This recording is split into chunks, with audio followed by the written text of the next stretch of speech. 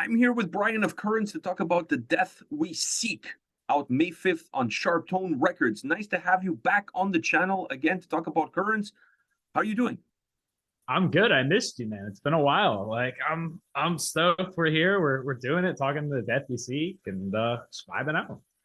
I've been vibing to this album since it hit my inbox, so I would say for the last 4 or 5 days, and I cannot get enough of it. I'm going to say it before I even ask you a single question. This is going to be on the top of the pyramid as far as metalcore albums of the year are concerned. That's what we're going for. We're trying. We're going for gold, dude. I don't think you need to try it. You achieved it. It's there. This record is it's just outstanding album. And I see a growth in you guys from record to record. How much do you take from the lessons that the previous albums have taught you as you move forwards into a new album? I feel like we're just trying to get more comfortable with what we want to do and what we want to say and how we want to say it. And I think it's kind of a combination of things, right? Like having the previous records experience and kind of getting feedback from this or that, like what people like, what they didn't like, whatever. That all plays a factor. But then also just touring and getting out there and seeing what actually works and what people seem to be receptive to and all of that stuff. It's it's all kind of just works together. And then once we're there, we're not really thinking about all that stuff so much. I mean, you think about it a little bit, but once we're there and we're like in the studio, we're just trying to get all these tracks we've been working on for like a year, 2 years plus to be as perfect as they can be, and then pick the most perfect and put those out there. So how much of the growth comes from the time and effort and hard work that goes in going into the studio and making an album, and how much of that comes from the live experience, like you said, not just seeing what works with fans, but also taking knowledge from the bands that you guys have been touring with?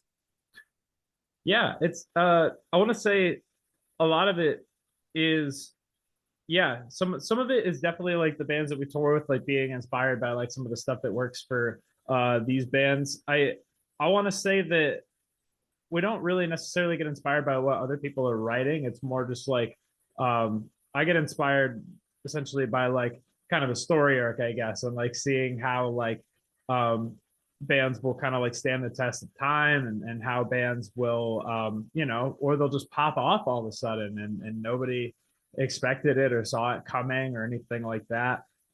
So just taking kind of those stories into account and then just kind of like mulling it over and having stuff like that in the back of our heads and just thinking like, yeah, anything could happen really. And, you could be kind of like a flash in the pan, like pop off and it's super crazy, or you can just kind of be like slow to roll and things will take a little more time.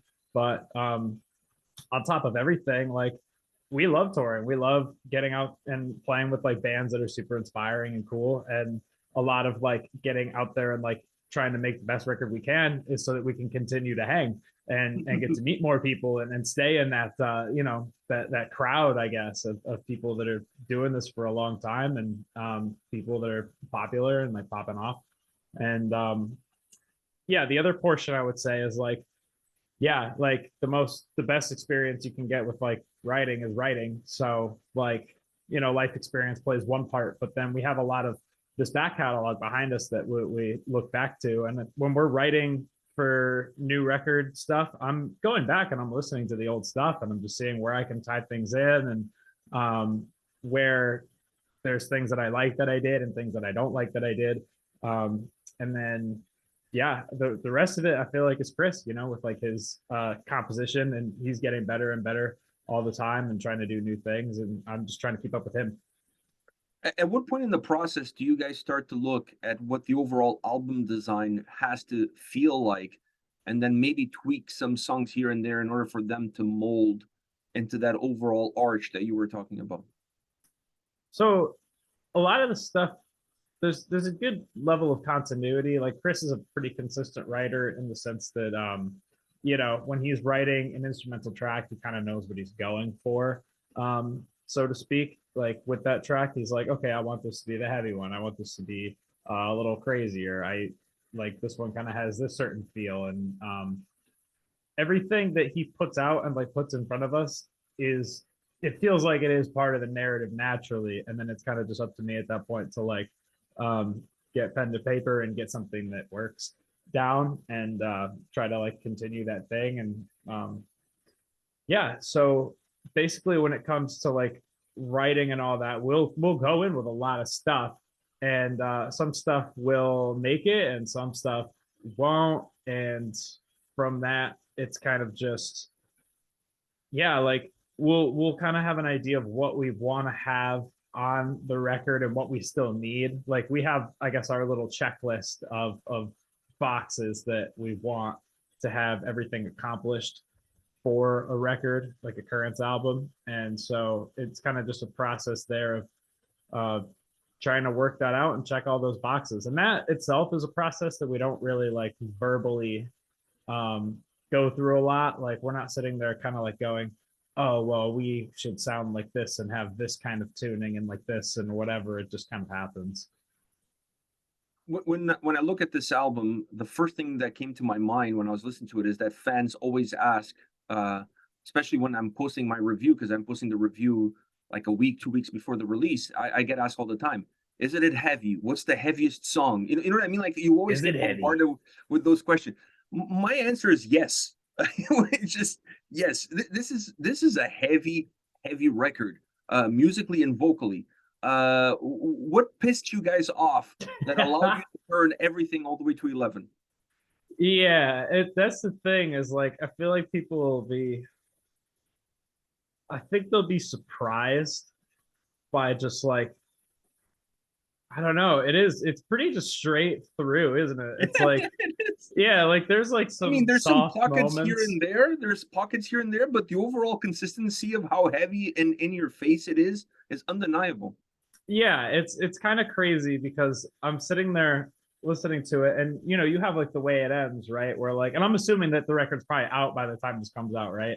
No, it won't be out yet. So Okay, all right. Well, I'll still, it doesn't really change anything I'm going to say, but like, you know, with the way it ends, you'd have songs like, I guess like "Let Me Leave" would be an example where it's just somber the whole way through, or like "How I Fall Apart" where it's got like a heavy bit, but you know, there's a breakdown in there, but like every song on this record has some sort of like breakdown or like screaming heavy section, um, which I really enjoy. Like I think, but it still works, right? Like yeah, there's no, it's everything has like a nice balance, and I don't think it seems too like God, you know, no. like but yeah, it just ended up being a lot heavier than previous stuff, at least like more consistently heavy. And I don't know if that was like a particularly intentional thing.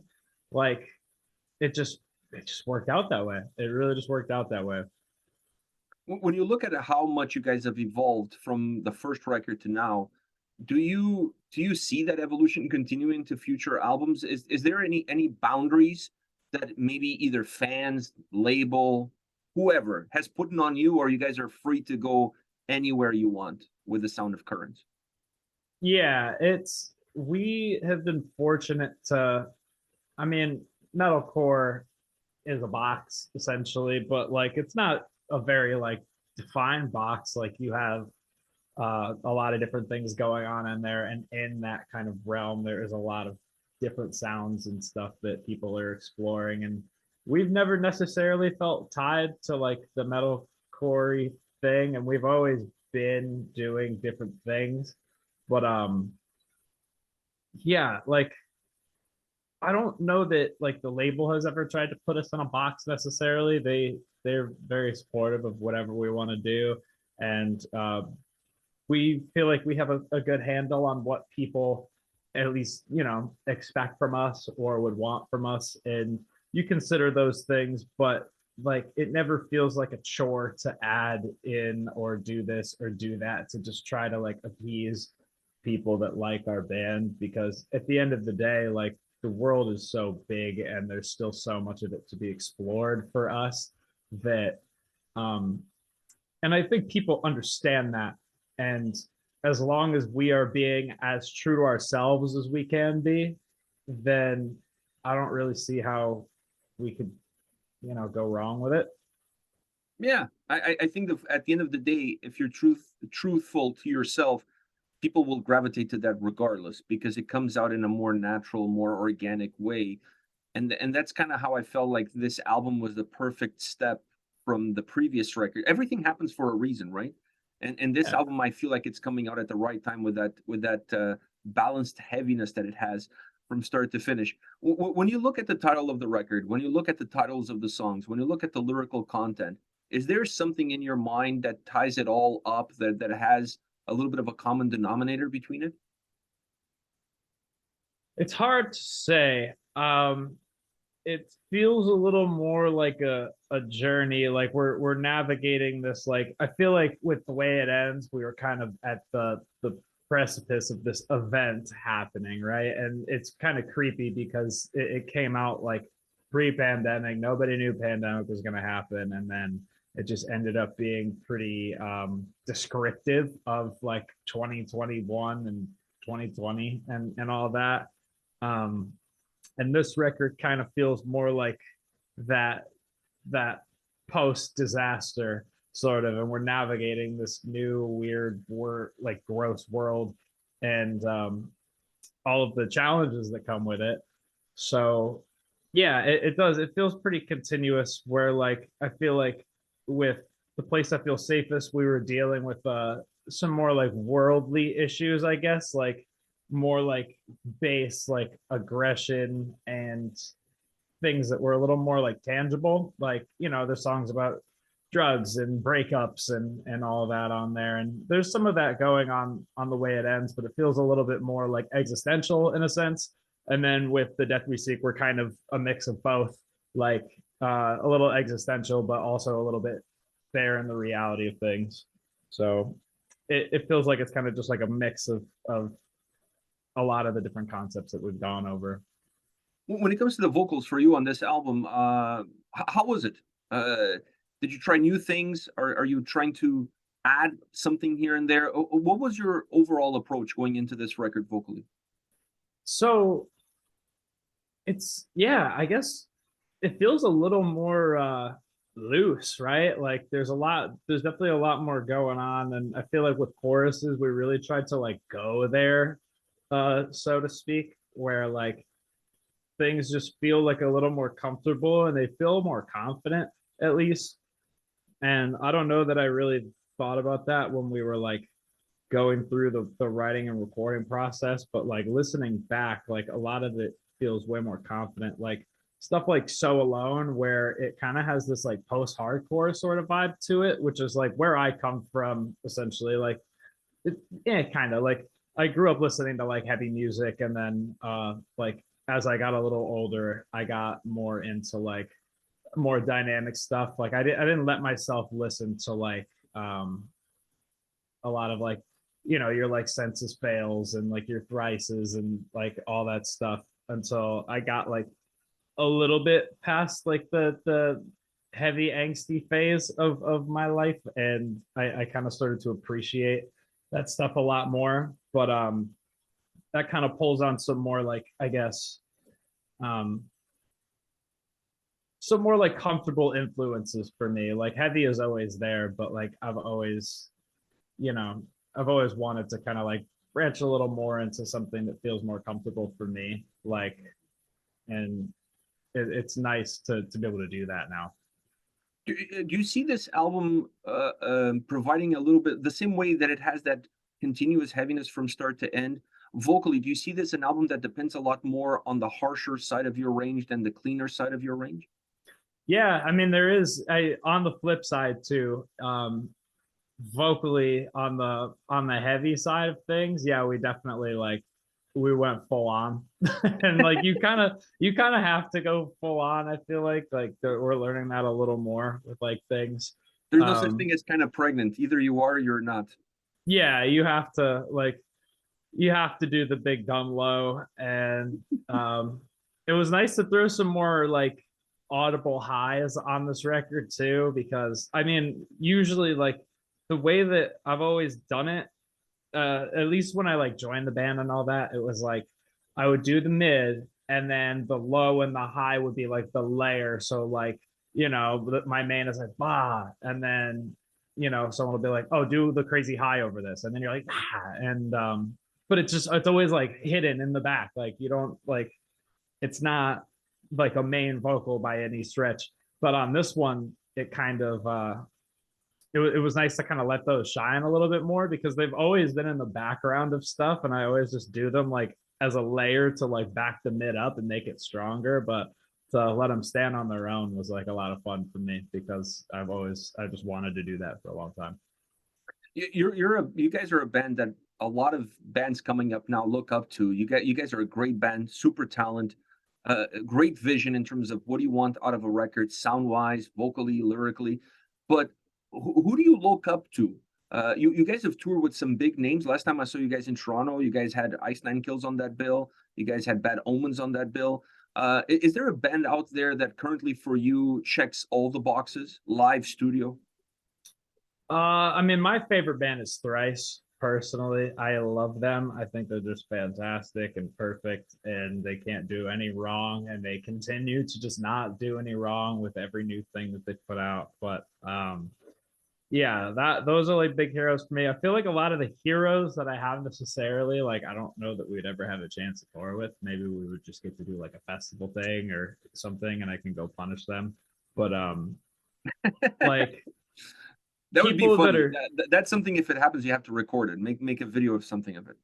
yeah, I will say I'm super inspired by a lot of the people that we've toured with, and yeah, there are some heroes in there for sure, like people that have done just like heroic, like awesome things and just accomplished so much, and it's cool to get to like just even if you don't get to like physically like ask them questions about stuff or like learn from them or anything, just being around them is super cool. Like I would say, yeah, Bad Omens guys. That's one for sure. That's a you know a current one where like we did that Ice Nine Kills tour, and they were like pretty popular at that point, but like not like absolutely like not to the level that they are now. And I remember going into that, like yeah, like not knowing super much about them, and then I'm like, oh yeah, we'll see how it goes. We'll see how they are, right? And they played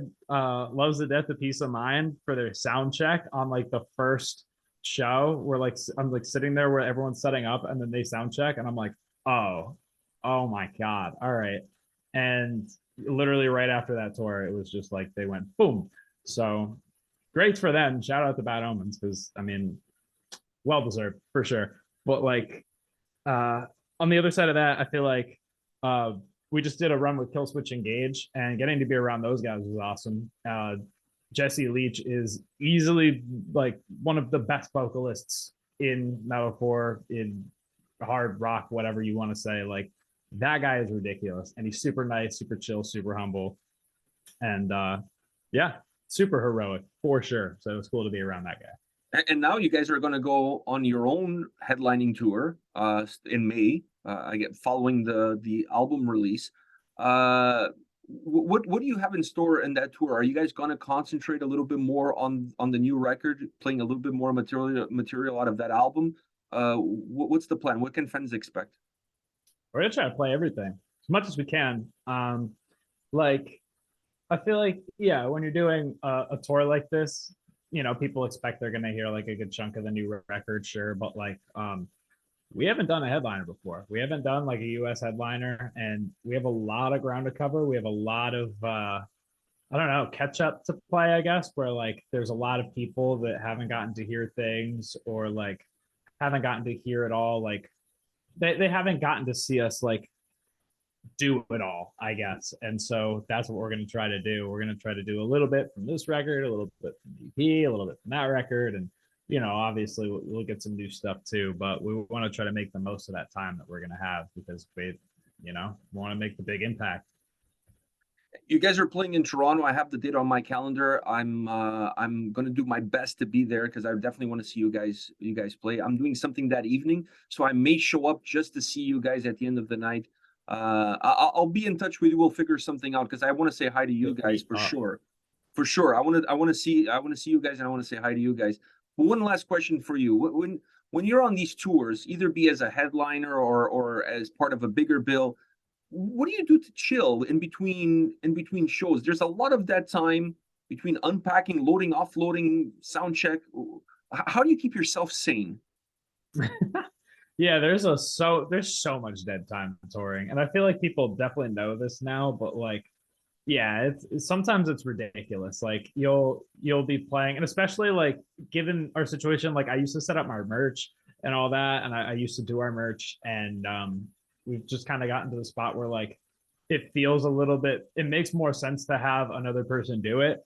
And so that was kind of like my main thing that I would do on tour, and then now that's gone. So now it's like, yeah, we'll sound check if we have one, or we'll like load in, and then it's like, all right, cool, like 5-6 hours till we have to play. Great. And then you just kind of sit around. So I play games on my phone a lot. That's for sure. I want to get like some kind of better gaming rig going for like tour, but money, we'll see what happens. And then on the days off, what we usually do is we will get a hotel if we don't have some dumb drive that we have to do, and we'll just vibe out and just do nothing. We'll just sit in a room together and just like watch movies and then go to bed. No sightseeing? Not really. I mean, some like we like to eat food, that's for sure. Food is great. We'll try to find the best restaurant we can in the area. If it's not too far, if it's like a walk or something, we'll go over there. We've tried to do the sightseeing thing. Sometimes it works out, sometimes it doesn't. Like it just depends. Sometimes it's a little more trouble than it's worth if you know you're going to be back in Yeah. a couple months anyway. But we always just push it off. We're like, next tour we'll go do this. A lot of people just show up when the doors open and they see the bands and they think everything is kind of like effortlessly, but there's definitely a lot of that time from the time the bus arrives at the venue to the time the show happens. It's just it's crazy. Like there's all sorts of stuff going on, and I'm sure you guys are dying to go on stage, but you got to find some way to keep that brain going and entertained so that you don't completely lose your marbles. Oh yeah, you could go nuts for sure. But Well, Brian, man, thank you very much for your time, and I really appreciate talking to you about the record. Like I said at the beginning of our conversation, this record is in the top pyramid of metalcore albums for 2023. It's gorgeous. It's gorgeous. I love this record. I love the vocals. I love the sound. At the beginning, I had to double check to make sure I was listening to currents because I wasn't expecting you guys to turn it all the way to 11, but you did it, and I'm all for it. I'm in love with this album. I really am. Thank you so much.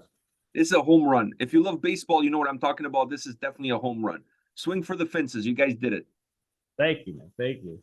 Thank you very much for your time. I'll see you on the road. We'll be in touch. Yes, sir. I'll see you soon. Take care, man.